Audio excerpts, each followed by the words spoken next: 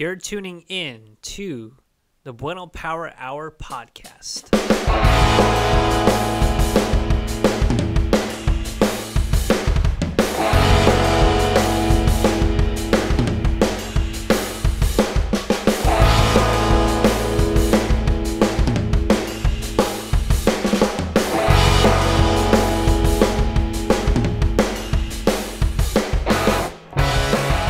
This episode of the Bueno Power Hour podcast, I speak with Arthur Robinson. And Arthur Robinson is a photographer currently residing in Fresno, California. A complete stranger, but orbited around my circle of friends in the Fresno music scene. We talk about his upbringing as an artist and the scene itself, and we sort of just kind of, share relatable experiences in Fresno. So yeah, take a listen. Enjoy the show.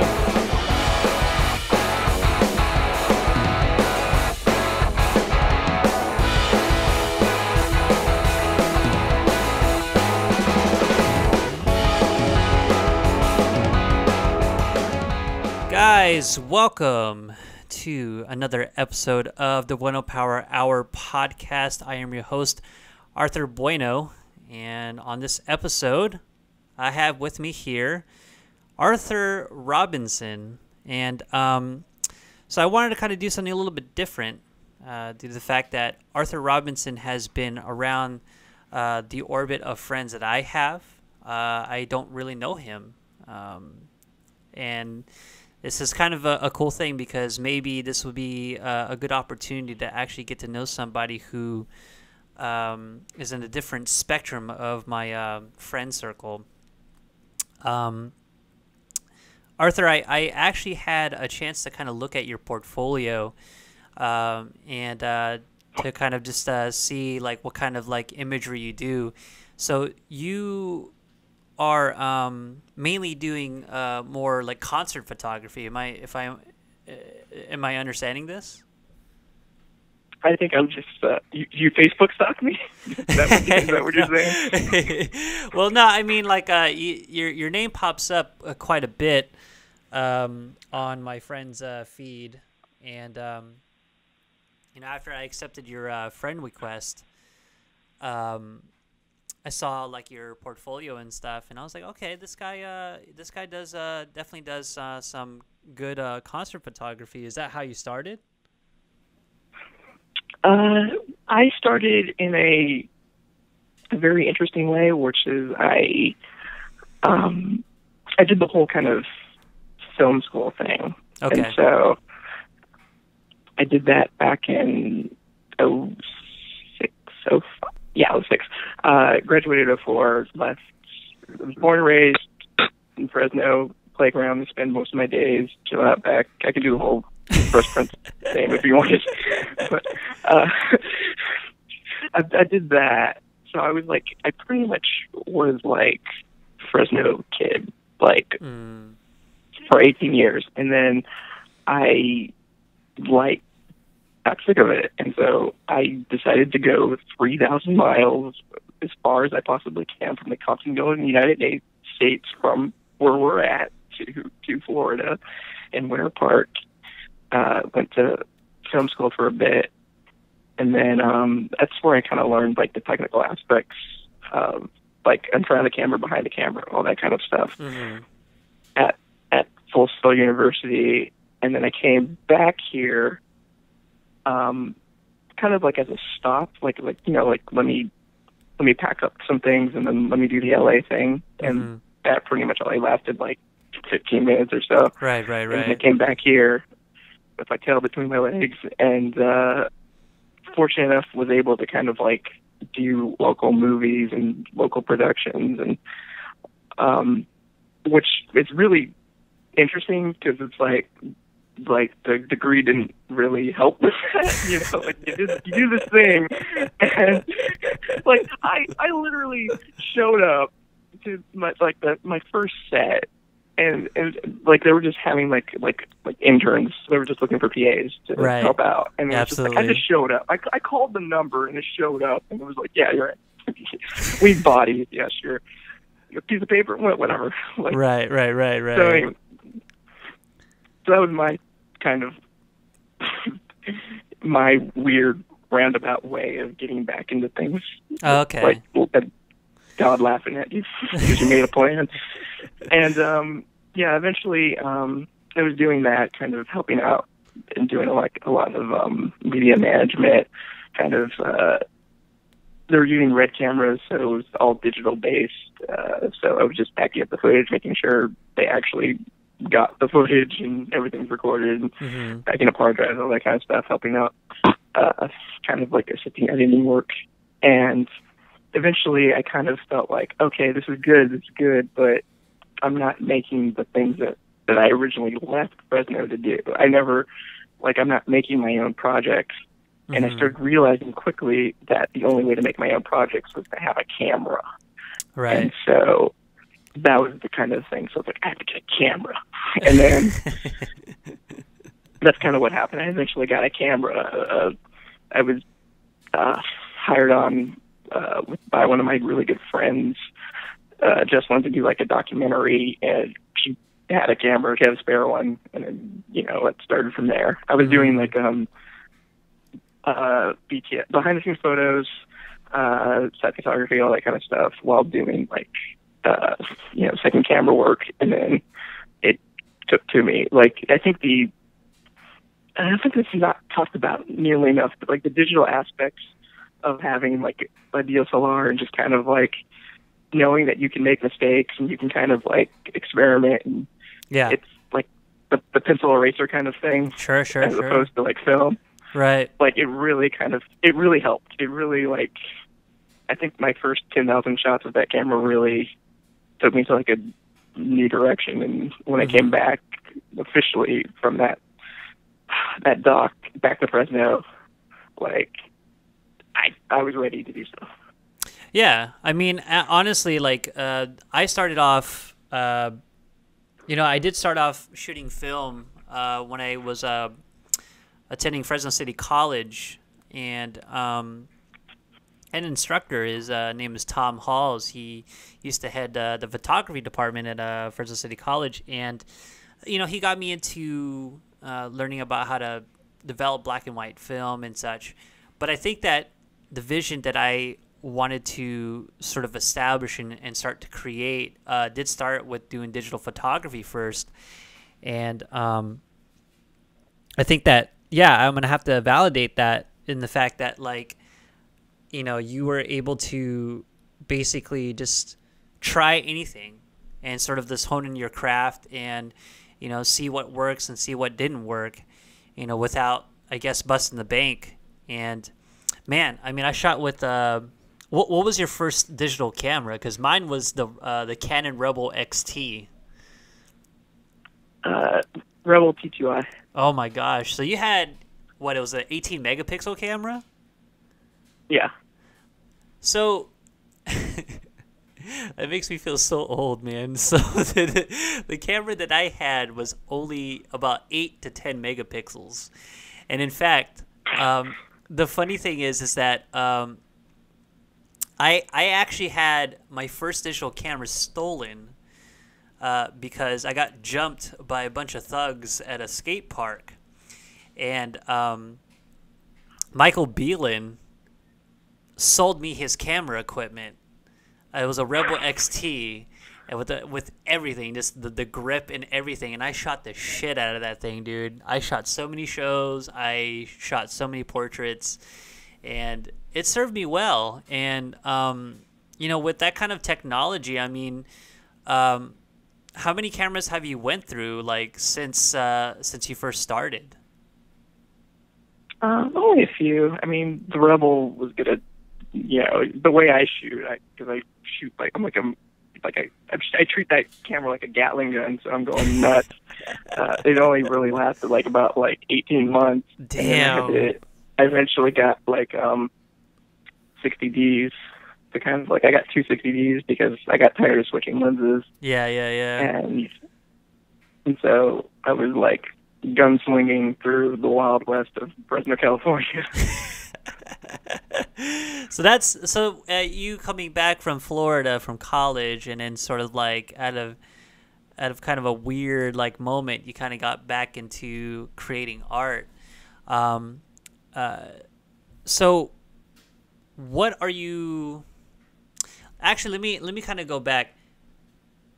So the way how I met you was in fact through Facebook, through a message from a post that Erica had posted up on Facebook. What's your relationship with her and some of the Fresno friends that we have? Because I've known Erica for quite a long time. Well, it's funny because it's like we orbit each other and yet we know everybody. I bet we like. I did a little research myself. Not too much. I didn't want to like. That's fine. It honestly listen to like. I honestly, my blog has since 2009 has everything I've done since then.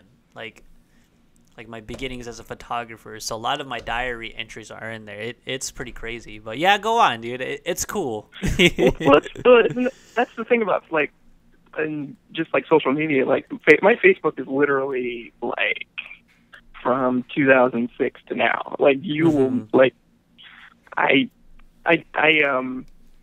try to like tell people on dates like, why don't you just go on Facebook? Like instead of asking me like those like inane questions, it's just like let's just go on Facebook and let's really just kind of like right like let's get caught up right the heart of the matter. So getting back to like we know the same people. Like you talked about Mike, like Mike and John and McConnell, and like I can keep saying names, like it's so fascinating that we kind of like orbit each other, like that kind of same peripherally. So like Erica, I knew her, and my experience with the same people that we know is pretty much from 2013 up. So I don't have like obviously that deep back, like you probably have decades with with every name totally. Yeah. But I can probably pinpoint it if I just look through my portfolio exactly when I met Erica. But the moment I remember distinctively is like one of the Fuse Fests that I think like Thieves was playing, and so like that's like the first time I met her. Like I think I was taking pictures.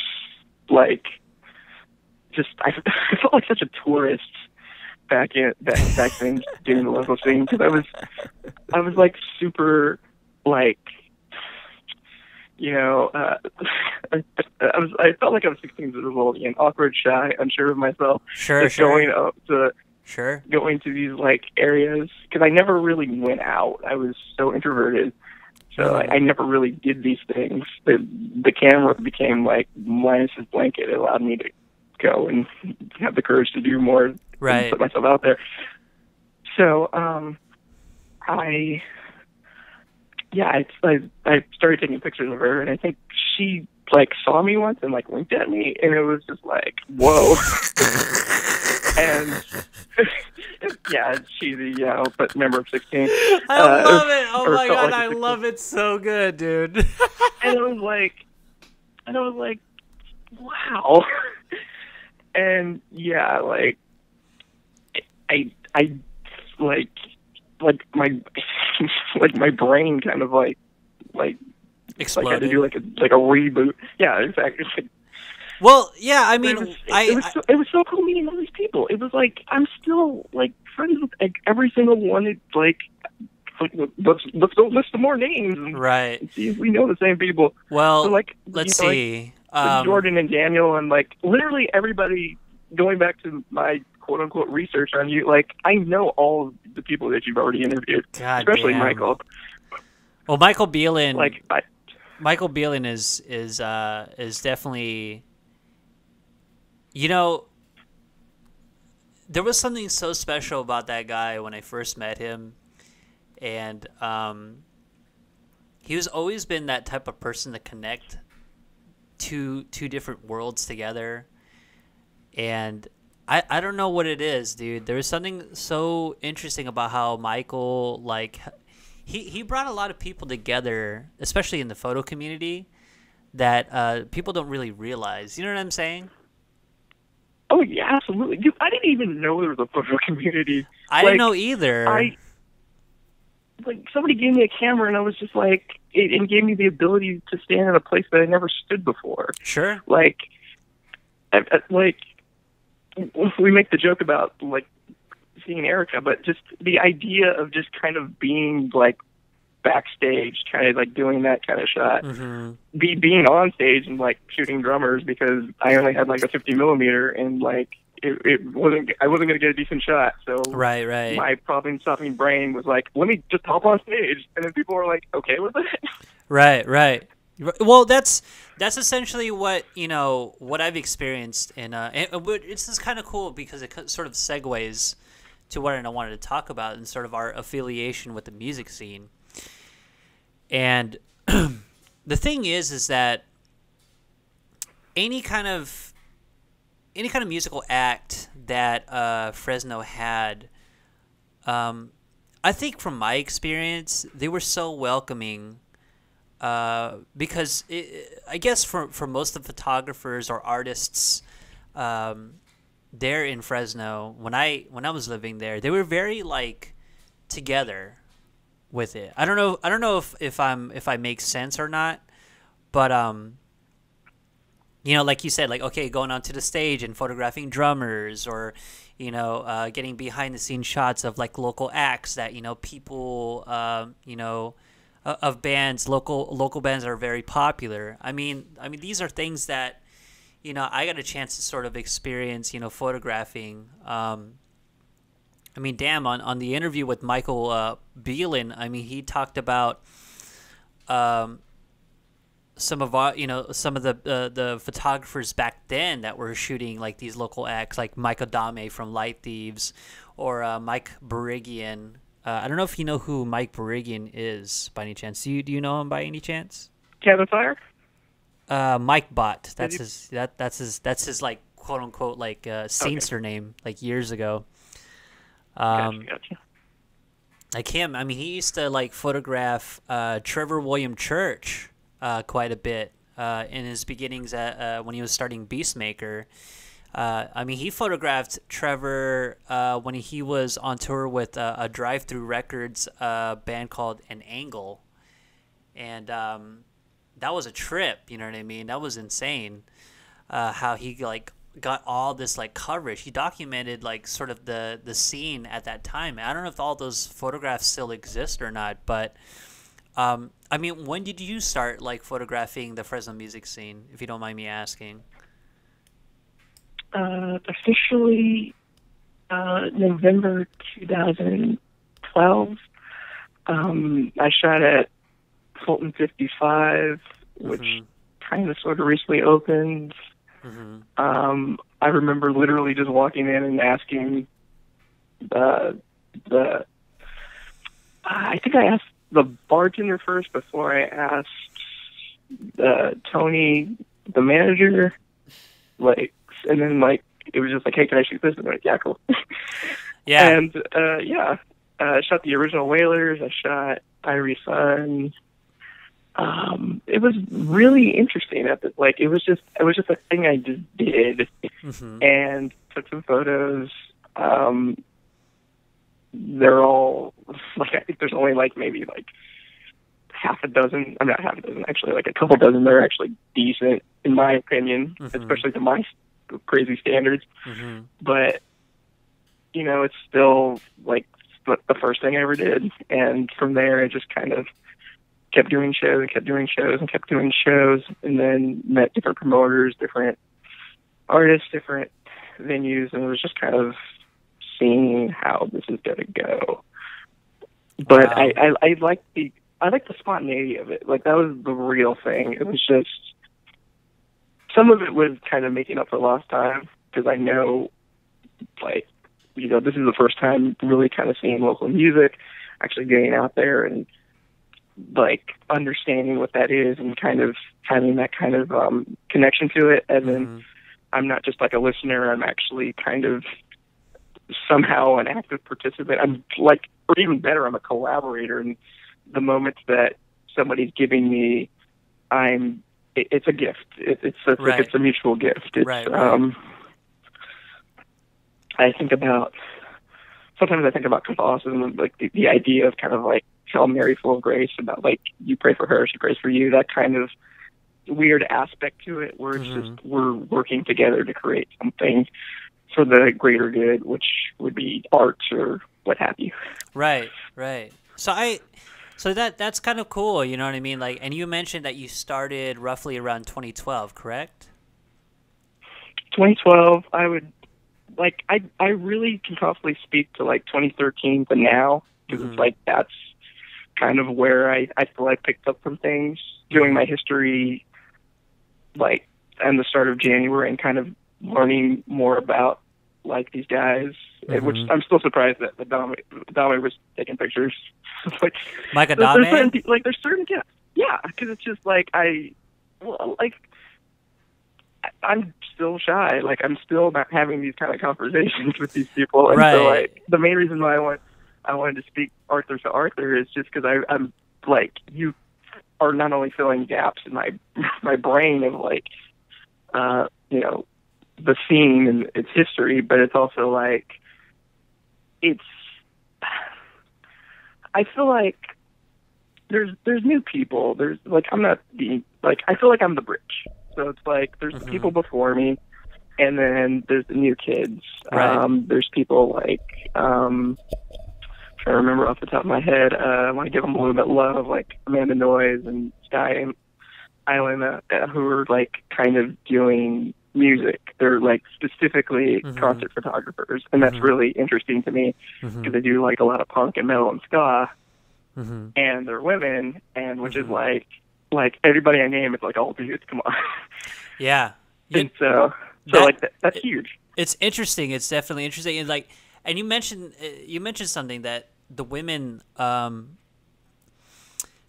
Goddamn, I wish they were around in my period.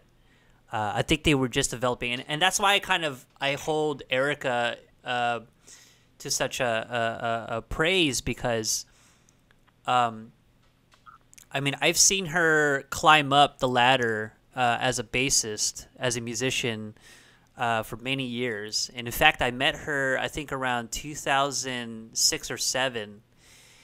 And she actually, I was kind of shy around her too, because she had this sort of presence about her that I was kind of like, wow, this person's really interesting. And I've loved her work ethic. She was like in fact, I was pretty inspired by her. I don't think she knows about that, but she just kept trying with like different like bands, like one after the other. I don't know if you know who Jesse Kennedy is. Do you know who he is? Yes. Okay. So Jesse and Erica used to be in a band years ago with these I think 2 other guitarists. I forgot what they're named, but it was like some sort of heavy grunge band. I don't know if Jesse is listening to this, but he probably knows. It's on a MySpace account. It's crazy. Which means it's on there forever. Dude, like I can listen to it right now. It's crazy. I don't know what it is, but anyway, I with Erica, she was doing hardcore. She was doing just regular rock. She was doing reggae. She was doing experimental, and then and I kind of am sad at the fact that she she has to write all the material for La Nina again. That's how it's pronounced, right? Is it La Nina or El Nina? I don't know. Okay. But with her, La I mean, Nina, she's like the only person that I know that was a woman that was really active in my scene, at least in my period. The only person that I know that's a woman that is sort of active, sort of in the arts, and I never met her, but I know her online. It's Jamia Barbra, the singer for Saint X. Yeah. Yeah. Like I saw her taking photos way before I even saw her do like the music stuff. Yeah, no, her work is prolific. Just to tie in the photo stuff. Yeah, she's so prolific, and she's like, I'm sorry, I'm interrupting, man. I'm like, I'm just excited about this conversation. I'm taking a step back because I'm like, just imagine me with a map, and I'm just putting all these dots together. Yeah. It's just like, oh yeah, and then these people, and I'm like you're right about that, like exactly right to kind of pinpoint the feelings that I think we mutually had, like for somebody like Erica to come over, because you don't see that. It's so amazing. Like when Cat Jones was still playing in Fresno, like oh my God, Cat Jones. Oh man, I haven't seen her in a minute. I would say like almost every woman in Fatty Gates and like it's just like what there's this like quirky indie art punk little amazing thing happening. Right. It's just like wow. Right. What? And then like, the women in 1800s as well. I don't know them personally. The drummer, I don't know her name. Audrey.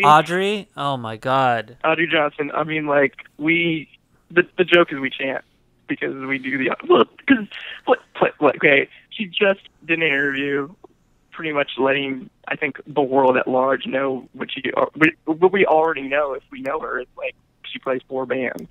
Yeah. But she's worked 10 bands. Yeah. She's so prolific. You know what I mean? And I don't even know her personally, but her chops are pretty damn good.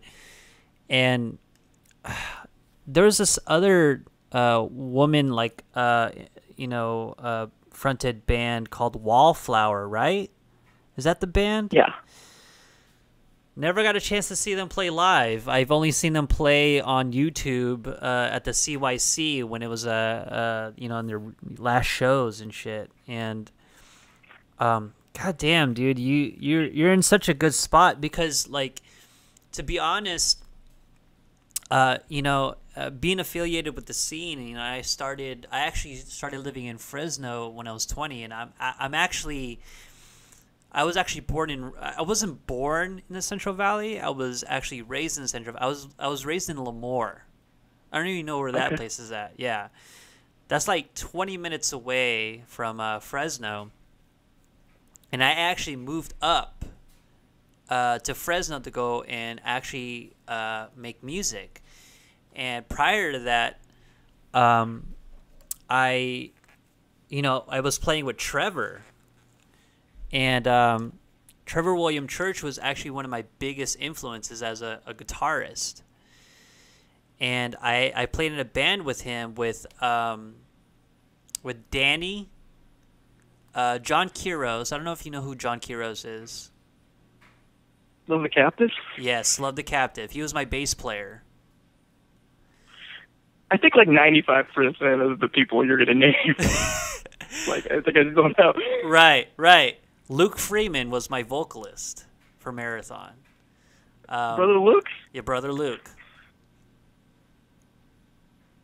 Crazy, right? Like, we had a dream team, like a band at the time. Luke Freeman was in a band called Pageantson.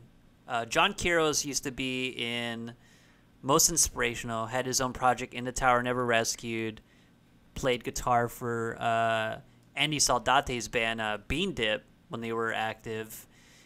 And Trevor and Danny were in a band called Yacht Club. I don't know if you know who that band is.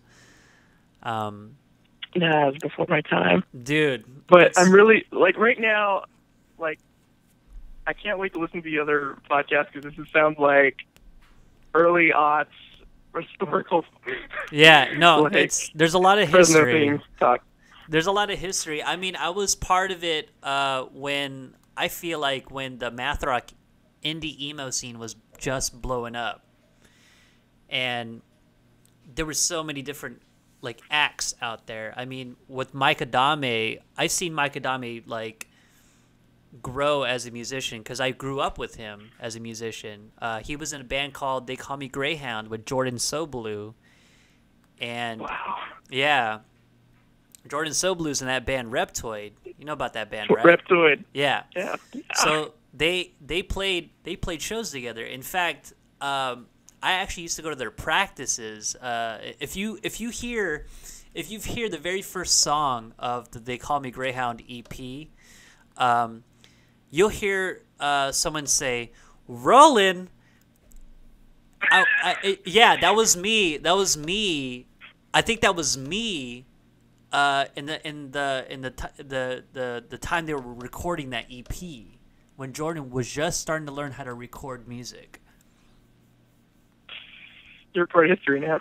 Dude, it's crazy. I mean, because I lived it all. Like, Mike Adame was actually a photographer for a long time, and he used to photograph like so many different things. Like, he had such cool concepts about like his images. He only did film, and there was something special about his works. And in fact, there's an image of me that you can find on Flickr. It's so fucking weird, dude. It's like Mike Adame. Just search like Mike Adame on Flickr, and you'll see a picture of me like on like this orange shirt, and like I have like a big ass stomach because we just had pizza. Like, yeah, it's crazy.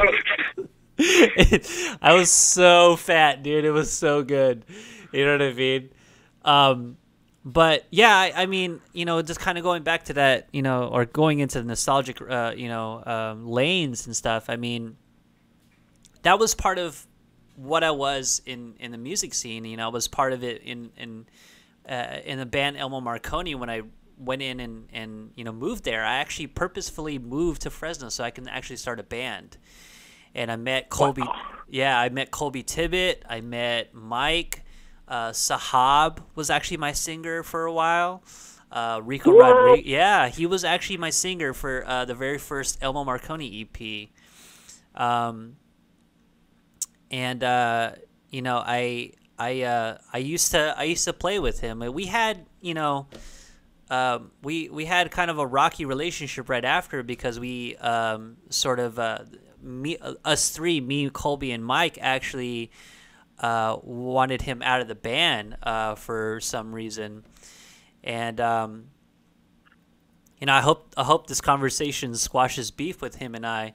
Maybe I can interview him and maybe do that, but you know what I mean. But I was affiliated with him for a couple of years, and it was great. There was actually some footage online of Elmo when he was the singer of it. It's pretty crazy, dude.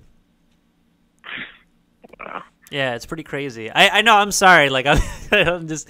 It's. I guess it's kind of interesting, like knowing that, you know, you're sort of the new generation. Because when I left, I left to Connecticut in 2012, and you sort of picked it off from there, and kind of went back to Fresno and sort of started documenting, which kind of brings me to this question. Are you currently working on any new projects about the Fresno music scene? Like, what are you currently working on? Well, I feel like these last 5 years, like that's the project, that's the thing. But you're right. Like, I feel like it does sort of need to be contextualized somewhat and in some form or in some fashion. Mm-hmm. It's having a lot of conversations, not just with myself, but like with other people, like my loved ones and like people closest to me, mentors, to actually, because I'm really fascinated about,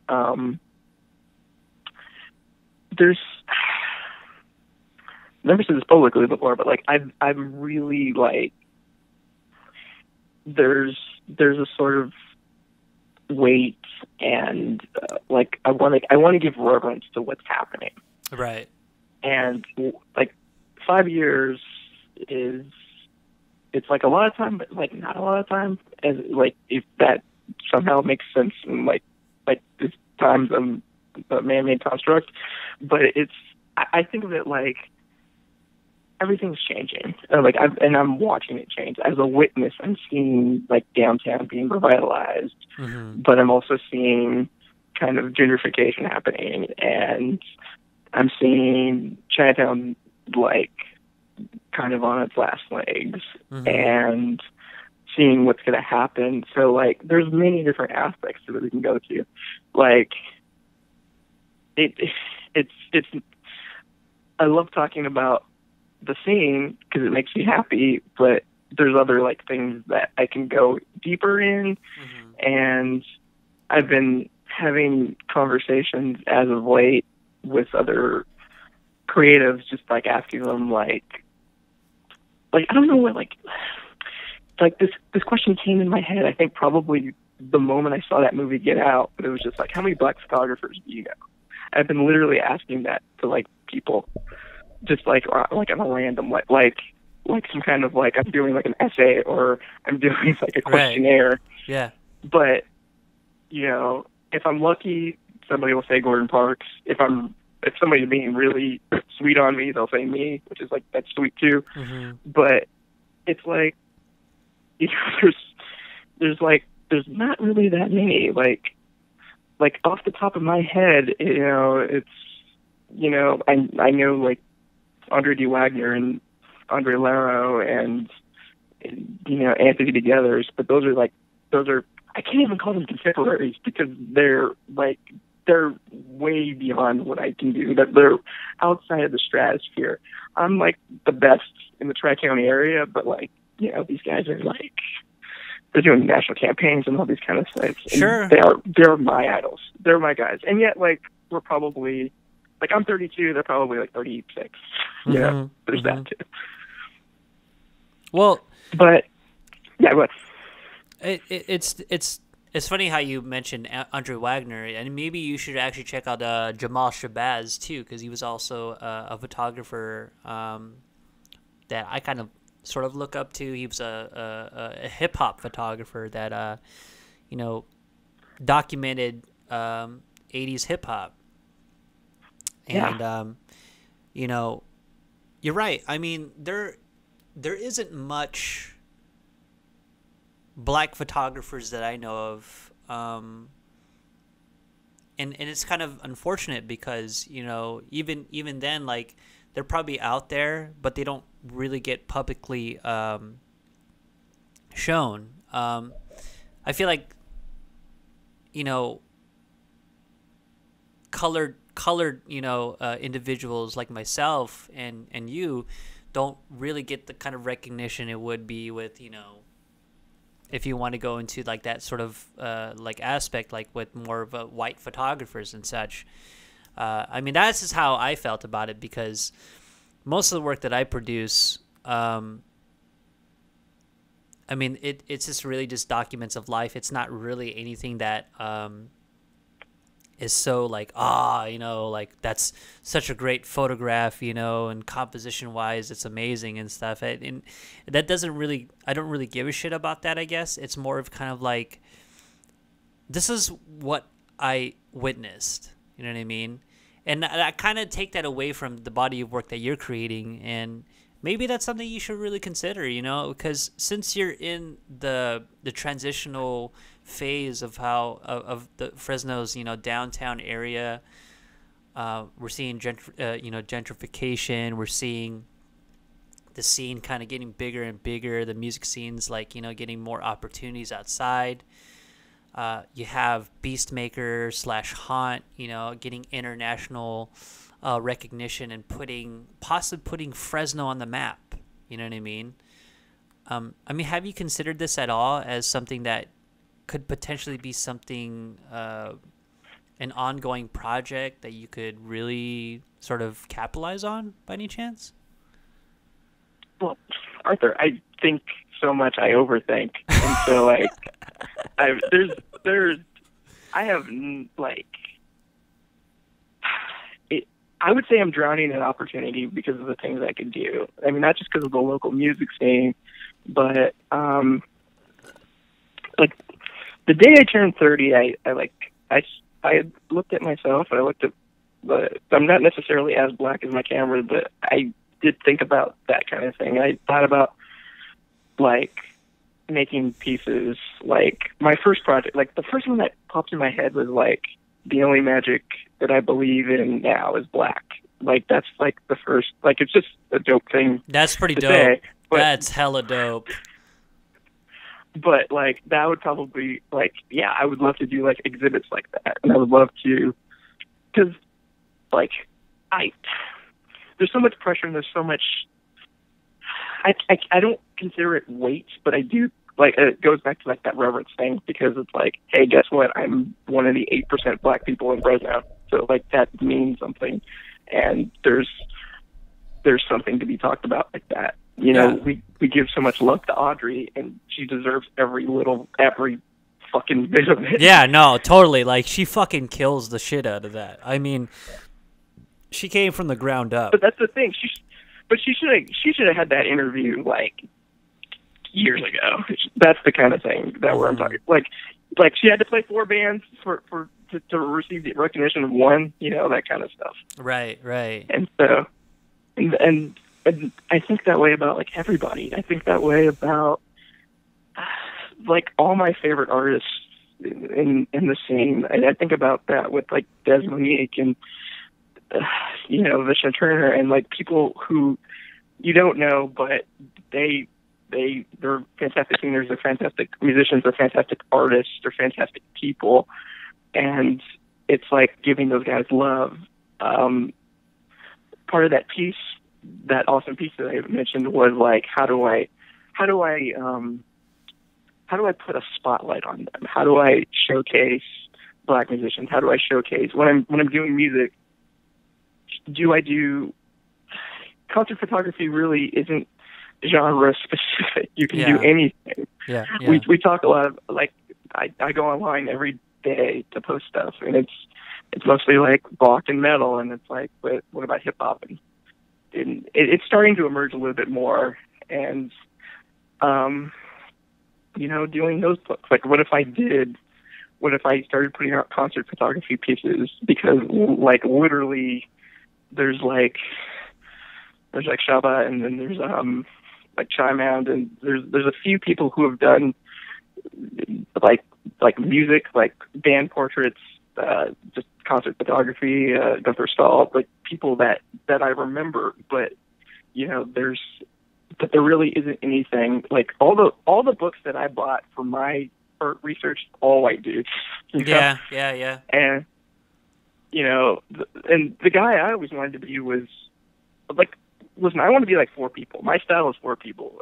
Like, you really want to like pin me down. I'm Gordon Parks, Vivian Meyer, Bill Cunningham, and Jim Cummings. And Jim Cummings, I say him last because he's the guy who's done like pretty much all your favorite photos of like people playing in like the 70s up. Like, he did them, but nobody knows that. And like, listen, I didn't know about him until like last year. And like, it was just happenstance seeing him do like an NPR. Like, somebody linked, or I did a search. I literally did a search, black concert photographers, and found him. And so, like, a lot of going off on like 19 different tangents, but to kind of coalesce and get to what you're saying is like, there's so many like, of course I think about this stuff, and it's just like, where do you want to go? Do I focus on the scene? Do I focus on like indie? Do I focus on rap? Do I focus on like right now? I wrote something. I wrote something recently, like about a month ago. Just like I was really disillusioned by like just my art and like, what am I doing? And I was just really depressed. I was like depressed before like all my idols killed themselves. I was depressed. Right. Like I felt it before, but I had this like Jerry Maguire this is not a memo, this is a mission statement kind of moment where I just wanted to give love to the people, like, you know, I wanted, like, the people being overlooked and undervalued, like, guys like me and just, like, people of color, people in the LGBTQIA community, people, like, women, just go on and so forth, just start doing stuff for that. And I've made, like, a mission, I've made it a goal to do that, just personally, like, and officially in 2019, and so on and so forth. But by, like, 2020 or so, like, I really do want to make something. I don't know exactly what I want to make, and I'm kind of, like, a little, there's a bit of trepidation about saying it, because, you know, once I say it, it's put on wax, but fuck it, I'll say it. Like, I want to create something. I wanted to do this back in 2015, but so this idea called 15% gratuity, which is kind of like a nonprofit, kind of like, we facilitate people. So what we do is we connect people. Like, I know this amazing, like, you need a drummer? Well, let me tell you 15 of them. Or, like, you need photography? Or like, you need, or going back to how we initially met from Erica's thread, like, do you need somebody to record you? You know? Like that question. And, like, we work out and we do that kind of stuff. I'm going to try to learn as much of this stuff as possible so I can kind of do it, and then hopefully either pay people who actually excel at this stuff, right? And then have other people do it, and, like, but I just want to put that out there because I think that's important. I think a lot of people think of me as just one thing, and that's kind of my fault, and that's kind of, like, that I put blame on that because, like, you put yourself in a box to sell yourself, so there's some sort of intrinsic value to the things that you do. So I say I'm a photographer. Actually, I say I'm a music photographer. So then it really shows people that this is the specific field I want to go to. So it's like, if you need, like, band portraits, or you need somebody to make posters or flyers or whatever, hey, me. You know why? Because I've done it for 5 years. But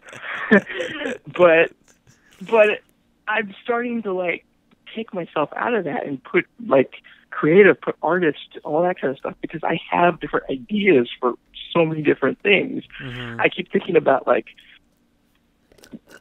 people using, bands using, or musicians using things like Instagram and Facebook, but using them, but not, like, really utilizing the things that they're trying to sell, or better yet, get attention, like, or awareness for what they're actually doing. Like, you're using a visual medium to sell a non-visual medium, but you're not utilizing that kind of stuff. You're not, like, the major update of Instagram, like, you can do galleries now of, like, 10 posts. Like, you can chop up a music video and put that in there. You can use Facebook or Instagram or Periscope and stream one of your shows. You can do different things. It's this idea of friction, and you're, like, take away the friction for people who would be interested in you, but you're making it harder for them. Like, I even got some tips for you. Like, there's this app called Anchor. It's fantastic for podcasting. And I don't think they have hosting or anything. So, like, like, it's just something, like, I would continue doing the YouTube thing, but, like, it's just different places. Like, you can put Facebook on, you can use Facebook, you can use different avenues and you're just trying to get the message out there. And so it makes it easier to not just promote me, but you. Right. Well, you really, it's cool, because it's cool that you're saying, you know, it's kind of like you want to be more of a communicative artist rather than being the artist that just sort of, like, takes.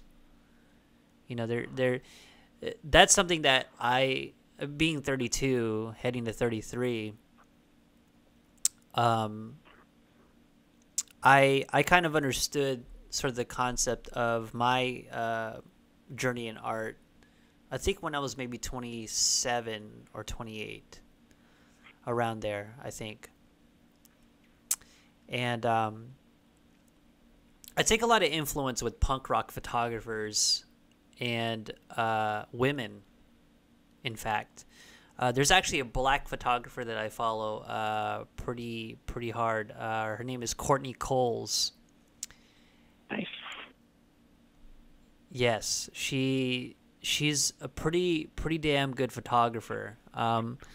And you know, a lot of her images are really just like documents of her life. You know, she's really playing jazz, you know, with the images that she takes, along with Vivian Fu, along with Nika Aquino. Her and I have actually done a collaboration to sell zines to profit for, like, I guess, kids who want to, you know, they can't afford to go to art, you know, art classes or whatever. Megan McIsaac, you know, Kate Sweeney. Some of these, like, individuals are really the ones that kind of help me sort of, like, look at, you know, the art a different way. And you also mentioned something about, like, the label of, like, okay, I'm a photographer. No, I'm a music photographer. And you know how many times I fought with that fucking thing, like a label within myself. I'm a straight photographer. I'm a portrait photographer. I'm a film photographer. God damn it, I'm just a fucking photographer. And I almost came to that point. So I'm just an artist. Yeah, you know what I mean. It's just really what it is. I play music and I take pictures. It's all it is. So, you know, whatever symptoms that you're going through, I'm following the same thing too. And in fact, like, I have, like, bodies of work that's, like, backed up. Like, in fact, I have, like like not buckets, but just, like, I have, like, film that hasn't even been scanned yet. That was shot in, like, 2015. You know what I mean? 2016. They haven't even been scanned yet. They're not even on a hard drive. So one tip I can tell you is that you're never going to have really, you're never going to catch up. You know what I mean? You're never going to catch up. Like, any of the body of work that you ever compile, you're just never going to catch up. But that's kind of the beauty of it, because it kind of keeps you hungry to, like, kind of just try to complete tasks. You know, it's cool. You know, it's cool, and it's kind of humbling to know that you're doing something like that. You want to be more communicative, because I feel like with art, at least for me as an artist, I'm not a commercial artist. I don't think I ever want to be, because it's not something that I'm really interested in, you know? And I've always wanted to kind of be more about, like, okay, let's take, for instance, like, I did an exhibit here in Connecticut. Okay. I called the exhibit, I'm not sure how I got here. And it's basically a testament of me moving here to Connecticut. And I'm not sure how I did it, but I somehow did.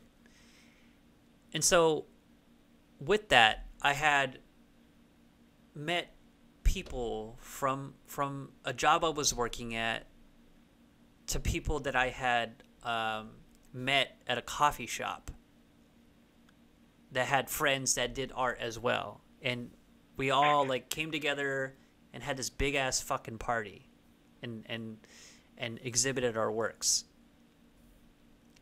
I believe on this exhibit alone, I had at least given a certain percentage of what I made to animal shelter charity, you know?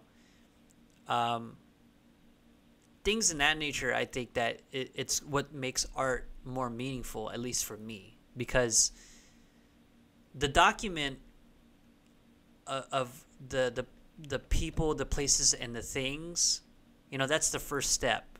But I think that the next step is, what do you do with that? You know, what are you just gonna take? Are you just gonna have people, you know, purchase what you've made, and just live off doing that, or would you rather make a difference on how people think about life, and would you rather help out those people that are in dire need with what you know, with your skill? You know what I mean? You know, most artists don't really understand the fact that when you produce and you take, you're not giving back to that community is helping you out, make a living on what you love to do. You know what I'm saying? No, of course. I mean, like, anytime you have a group that's been marginalized, that's suddenly offered the ability to assimilate, you know, you're going to come face to face with that thing. So it's like, you know, over comfort over change. So, like, the idea, I think, that you're posing is like you become you take your consumerism, capitalism. Yeah. You become that thing. Like, you're not refilling the well. You just keep taking water and, like, expecting it's gonna stay there. Like, it's always gonna be there. You know, I'm gonna keep taking this water. I'm gonna keep taking, and it doesn't really work like that. Right. Yeah, I mean, like, listen, I'm trying to remember that Fight Club quote, but, like, you know, like, you wake up at a different time in a different place, would you be a different person? And it's just funny because it's like we share the same name and the same age. It's like and apparently the same viewpoint as well. So it's very, like, I'm with you 100%. Yeah, well, it's funny. It's so funny because I think you're a better photographer than I am. I'm being fucking honest. Like, honest. I mean, because you're very. I appreciate that. No, I'm being fucking real because I mean you have more drive than I do to get yourself out there and to actually make art your living. You know what I mean? Like, for me, I live in a state. I live in a state that is really awkward for me. First of all, it's East Coast. I'm a West Coast child. I was born from the sun, god damn it, from heat. Like, there's 4 seasons in this goddamn state, man. You know how bad my bones feel after the snow? It's terrible. Like, it's fucking terrible. I fucking hate it, man. You know? And second of all, I work a 9-to-5 job. You know, I'm a team lead for for insurance, basically helping people get Medicaid here. But in between that, I photograph and I try to write music. You know what I mean? Yeah. You are already far ahead because you're already trying to make a living on something you love to do. But if you're already thinking about providing help for others to succeed, then it's already success already. You know what I'm saying? Like, I don't know if you understand that, but that's what a real artist should be. I believe that, like, most musicians, most photographers, most painters, you know, okay, I mean, they may have to, you know, take, but being able to provide, like, it's the same mentality as Ian MacKaye from Fugazi.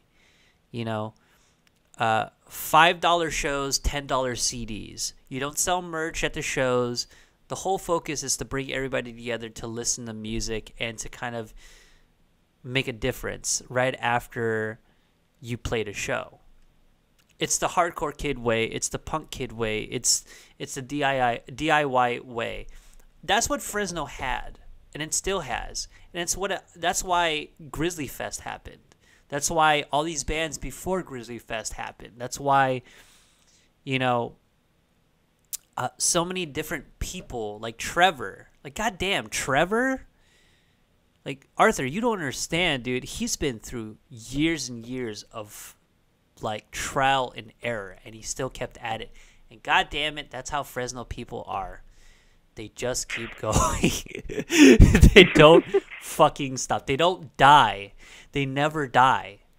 the only people that quit or that fade from the scene is people that quit and they just give up and they weren't really in it for the right reasons. You know what I'm saying? So. Oh, absolutely, yeah. You know what I'm saying? So. I don't know where we go from here, man. It's already we're already past our 1 hour mark. Like to be honest, I'm gonna have you back on the show with more of a structured, I guess, a structured podcast. You know, more of like a sort of like kind of have a better direction to it. Because I know that I purposefully did it. I'm sorry. But I had... No, I mean, like, this is the first date. We had to get to know each other. It was a really good date, too, man. I'm pretty cheap, I mean, all you have to do is just give me some pancakes, and some eggs, and I'm good, man, No, I mean, you know what? It's probably a good way to end this is, like, I've always been fascinated by, like, money and, like, probably not in the commercials, but, like this podcast, this conversation that we had, free for all intents and purposes. It's free. Yeah. Obviously we, probably pay for the lights for our own homes and all that kind of stuff. But free. Everybody who got something out of this, free, free guys.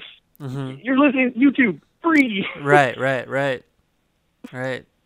And I intend that. I intend that to be that because I just don't give a shit, man. You know what I mean? I don't yeah. give a fuck about money.